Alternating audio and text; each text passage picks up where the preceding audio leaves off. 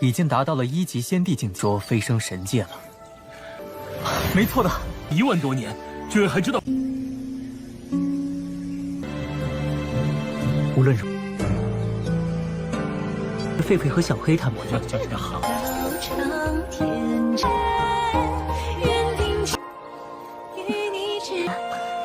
别取笑了。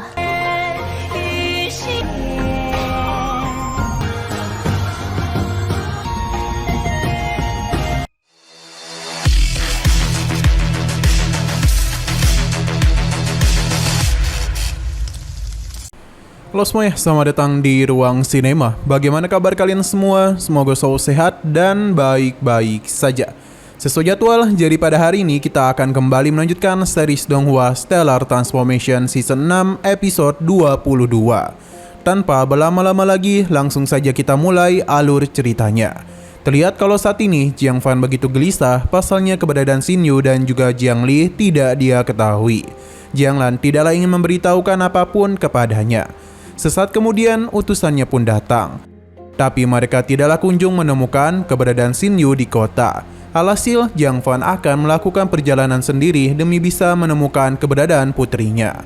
Di sini, Xin Yu pun menghubungi Jiang Lan, di mana dia langsung saja membawanya pergi ke tempatnya. Melihat mereka yang baik-baik saja membuat Jiang Lan lega. Jiang Lan tidaklah menduga Xin Yu dengan begitu berani menantang para Raja Dewa. Padahal kekuatan mereka sangatlah mengerikan. Untuk sementara waktu, Xin Yu yakin alam semesta barunya tidaklah dapat diketahui. Jadi mereka tidaklah dapat menemukannya. Hao Fei benar-benar kesal dan apa yang terjadi. Dia berjanji ketika telah menjadi Raja Dewa, maka dia akan menghabisi para Raja Dewa itu. Xin Yu pun mengajak Paman Lan untuk tinggal di sini sementara waktu, karena bagaimanapun tempat ini sangatlah luas. Jiang Lan tertarik, terlebih lagi dia itu ingin melihat di manakah Xin Yu tumbuh. Paman Lan meminta Xin Yu untuk mengingat apa yang dia katakan ketika mereka berada di dunia Pahna, yang mana itu merupakan peringatan mengenai Xin Yu yang harus menahan perasaannya untuk liar, karena hal itu hanya akan membahayakan nyawanya saja. Sekarang semua itu telah terjadi, dan Xin Yu sama sekali tidaklah menyesal. Meskipun dia harus berurusan dengan 8 Raja Dewa, namun akhirnya dia ini bisa bersama dengan Li'er juga. Paman Lan senang melihat keberanian Xin Yu yang menantang para Raja Dewa demi cintanya. Andai saja dia memiliki keberanian yang sama seperti Xin Yu, maka Ah Mei mungkin masih ada di sisinya. Paman Lan bertanya mengenai tujuan Xin Yu selanjutnya, di mana dia itu tetap akan menjadikan para Raja Dewa sebagai musuhnya. Namun dengan kekuatannya saat ini, ia tidaklah mungkin bisa mengalahkan para Raja Dewa. Xin Yu dan para saudaranya akan meningkatkan kekuatan. Ketika kedua saudaranya pergi berlatih, Xin Yu ingin bertanya satu hal kepada Jiang Lan, di mana ini berkaitan dengan pernikahan dirinya dengan Li'er. Jadi dia itu berharap Paman Lan bisa menjadi perwakilan untuk Jiang Li. Hal itu pun membuat Paman Lan senang dan dia tentu saja akan membantu mereka. Tapi Xin Yu masihlah memiliki permintaan lain, di mana dia takut kalau kota Levetian akan melukai keluarganya. Jiang Lan menenangkan Xin Yu karena para dewa menganggap menyerang dunia bawah merupakan hal yang kotor. Jadi sebagai Raja Dewa, tidaklah mungkin mereka mengotori status tersebut. Xin Yu pun meminta Jiang Lan menemaninya kembali ke 3 dunia bawah. Hanya saja Paman Lan menganggap ini terlalu berbahaya, karena kedepannya Xin Yu akan naik lagi ke alam dewa. Terlebih lagi, para kaisar sedang melakukan pencarian besar-besaran kepada mereka. 兰叔，这个位子。 我想尽量把婚礼办得圆，都在仙魔妖界。只是这南方的长辈的，太好了，兰叔，用下界之人做要挟他。 Xin Yu paham dan menanyakan tentang kekuatan ruang yang dia miliki. Apakah hal itu dapat dia rasakan? Hal ini tentu tidaklah bisa, jadi Jiang Lan penasaran karena kekuatan Xin Yu tidaklah dapat dirasakan oleh Jiang Fan. Yang ternyata Xin Yu merupakan pemilik dari alam semesta baru ini. Jadi tempat ini berada di antara 4 dunia. Hukum ruang dan waktu di sini sangatlah berbeda dengan hukum dunia Pahna. Aturan dunia ilahi juga tidaklah berpengaruh di sini. Bisa dikatakan kalau Xin Yu merupakan dewanya. Jadi apapun yang masuk kemari dapat dirinya ketahui. Jiang Lan sungguh terpukau kepadanya, Karena di saat yang lainnya ingin menjadi Raja Dewa ataupun Dewa Surgawi, Xin Yu mengambil jalan yang lain. Saat ini kekuatan Xin Yu masihlah belum stabil. Jika hal ini sudah stabil, maka bukan tidak mungkin kekuatannya sama dengan para Raja Dewa. Jiang Lan percaya dengan kemampuannya. Di sini Xin Yu pun menggunakan kekuatannya dan memberitahu kalau tidak ada satupun yang mencari pedang dewa. Jadi inilah waktu yang tepat bagi Xin Yu dan Jiang Lan melakukan perjalanan. Xin Yu berpindah ke dunia panah, di mana saat ini kedua saudara Xin Yu tengah bermain catur dan membicarakan pria bernama Xiaonian, yang mana dia itu sangatlah jenius. Namun mereka lupa dengan saudara mereka sendiri yang jauh lebih jenius. Bahkan kini dia itu telah naik ke alam dewa. Mereka pun penasaran kapan bisa lagi bertemu dengannya. Hingga Xin Yu dan Jiang Lan pun datang, di mana Xin Yu akan menemui keluarganya dulu. Merasakan kehadiran Xin Yu tentu saja membuat kedua saudaranya senang, karena sudah lebih dari 10.000 tahun Xin Yu tidak kembali. Pertemuan ini bagikan mimpi yang tidak bisa mereka bayangkan. Xin Yu pun dibawa mereka untuk menemui ayahnya. 还是比不得三弟小雨啊。已经达到了1级仙帝境界，说飞升神界了。没错的1万多年，居然还知道回来。 Terlihat Xin Yu telah memberitahu ayahnya mengenai apa yang dia alami di alam dewa. Jadi untuk saat ini Xin Yu belumlah dapat kembali ke alam dewa. Ayahnya tidaklah menyalahkan Xin Yu dan dia ini sangatlah senang bisa bertemu kembali dengannya. Di sini keponakan Xin Yu yang bernama Xiaonian berjanji akan membantu pamannya di saat dirinya telah naik ke alam dewa. Berhubung para Raja Dewa sudah bertindak yang tidak-tidak kepada Xin Yu, jadi mereka pun berencana untuk tidak pergi ke alam dewa. Lebih baik mereka pergi ke alam semesta yang Xin Yu ciptakan. Karena itu jauh lebih baik dibandingkan dengan alam dewa. Bahkan alam itu mempersilahkan siapapun untuk masuk dan tidak membeda-bedakan siapapun. Waktu teruslah berlalu dan akhirnya hari pernikahan hanya hitungan hari saja, di mana pesta yang begitu meriah sepertinya telah disiapkan. Xin Yu memberitahu Jiang Li kalau mereka akan kedatangan tamu yang cukup banyak. Mereka juga akan menetap di sini. Lier sepertinya sudah begitu akrab dengan keluarga Xin Yu.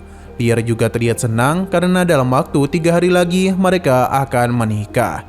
Tapi sebenarnya Jiang Li ini agak takut. Xin Yu pun memintanya untuk tidak perlu khawatir, karena dia ini akan membuat Jiang Li selalu bahagia. Xin Yu berjanji demi keluarga, rekan-rekan dan juga Jiang Li, dia akan menyelesaikan urusannya dengan para Raja Dewa. Jiang Li akan mendukung Xin Yu dan dia ini akan selalu bersamanya sampai kapanpun.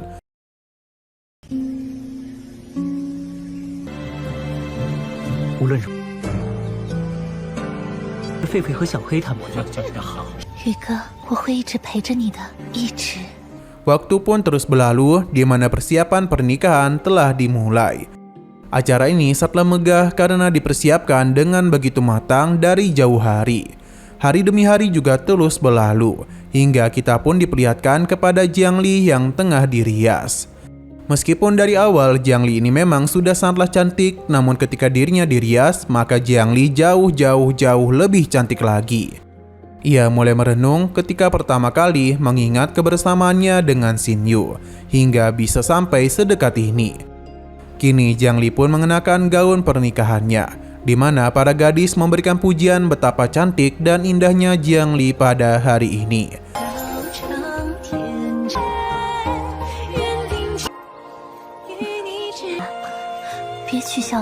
Sebagai pengantin wanita, dirinya pun dibawa pergi kediaman ke tempat acara berlangsung. Terlihat di sana Xin Yu begitu gelisah menunggu kedatangan Jiang Li. Seakan-akan dia ini sudah tidak sabar lagi. Hingga yang ditunggu-tunggu pun akhirnya datang juga. Jiang Li yang pada hari ini begitu cantik pun mulai menunjukkan dirinya ke hadapan semua orang. Sejak dirinya keluar, Xin Yu terus menatap istrinya. Bahkan dia langsung saja menjemput Jiang Li. Xin Yu sama sekali tidaklah dapat berkata-kata karena impiannya selama ini akhirnya tercapai juga. Dan dia akan membawa calon istrinya ke hadapan semua tamu.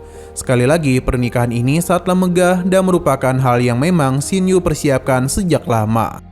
Dia tidaklah ingin momen indah ini terganggu oleh siapapun. Karena bagaimanapun dia dengan Jiang Li sudah menunggu hal ini dalam waktu ribuan tahun.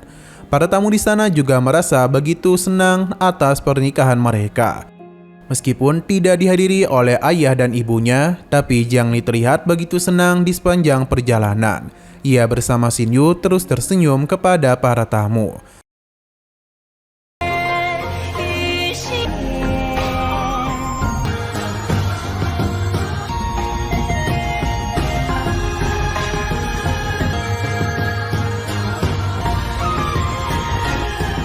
Dan untung saja di sini ada Jiang Lan yang akan bertugas sebagai perwakilan dari keluarga Jiang Li.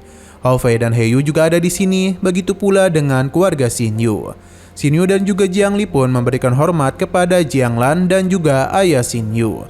Di mana dengan begini mereka berdua pun saling mengucapkan sumpah pernikahan atau janji setia yang diucapkan oleh kedua mempelai. Janji yang mereka ucapkan sangatlah indah dan memiliki makna mendalam untuk kebersamaan mereka berdua. Setelah saling mengucapkan sumpah pernikahan, kini Xin Yu dan juga Jiang Li telah resmi menjadi sepasang suami istri. Xin Yu dan juga Jiang Li pun lega karena akhirnya perjuangan mereka selama ini tercapai juga. Setelah memberikan selamat kepada mereka berdua, para tamu di sana pun langsung saja minum bersama karena hari ini merupakan hari paling menyenangkan untuk Xin Yu dan Jiang Li. Di antara mereka terlihat kalau Hao Fei adalah yang paling kuat minum di antara mereka. Hingga malam pun tiba dan acara sudah selesai.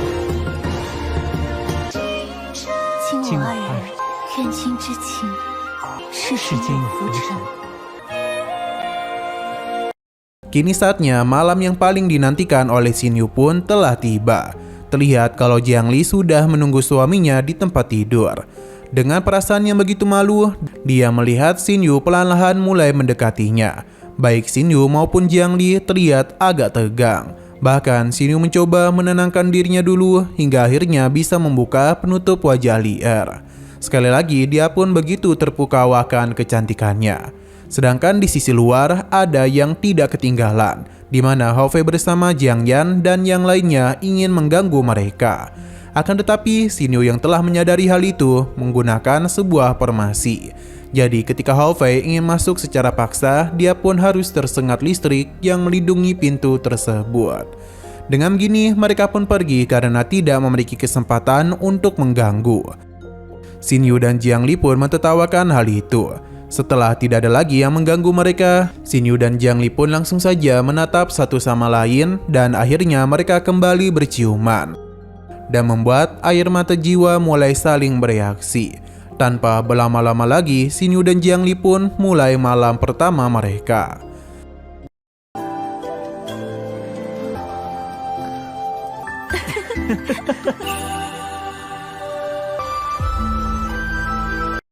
Sedangkan di sisi lain yakni tempat Josian, terlihat kalau paman keduanya itu telah kembali datang, yang mana dia itu melakukan perjalanan ke 3 dunia. Namun masihlah belum kunjung menemukan jejak Xin Yu maupun Jiang Li.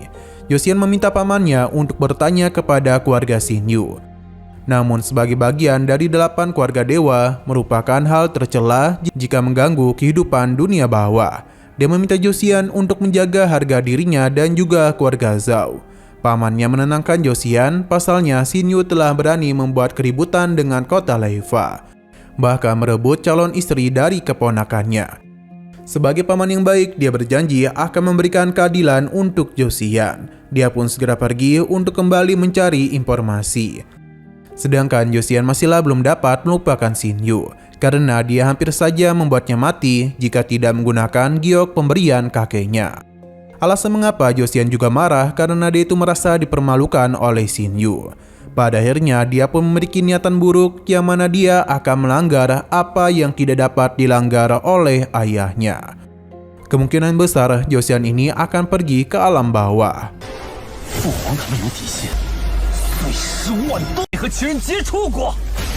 Nah, sayang sekali lagi seru-serunya episodenya pun harus bersambung dulu.